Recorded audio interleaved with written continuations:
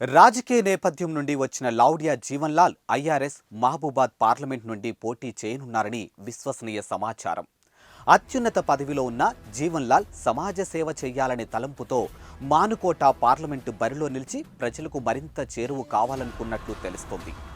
మాజీ వైరా ఎమ్మెల్యే లౌడియా రాములు కుమారుడైనటువంటి Jeevanlal income tax కమిషనర్గా అత్యున్నత పదవిలో కొనసాగుతూ ఉన్నారు.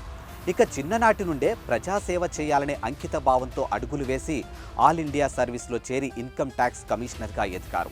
ఇక వైరా నియోజకవర్గంలోని పాపకొల్లు వాస్తవ్యులైనటువంటి జీవన్లాల్ తండ్రి రాములు ఉద్యోగరీత్యా భద్రాద్రి కొత్తగూడెం జిల్లా ఇల్లందు, పినపాక, భద్రాచలం తదితర ప్రాంతాల్లో పనిచేయటం వల్ల ఆయా ప్రాంతాల్లో జీవన్లాల్ ప్రజల మన్ననను పొందారు.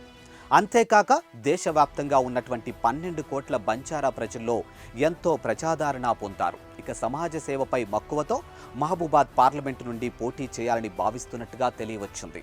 ఇక బంజారా నాయకత్వంలో తనకున్న సత్సంబంధాలతో రాజకీయ పలుకుబడితో మానుకోట పార్లమెంటు అభ్యర్థిగా బరిలోకి నిలిచి సంత్ శ్రీ సేవాలాల్ మహారాజ్ వారి దీవెనలతో ప్రజా ఆశీస్సులతో గెలవాలని జీవన్లాల్ భావిస్తున్నట్లు విశ్వసనీయ సమాచారం.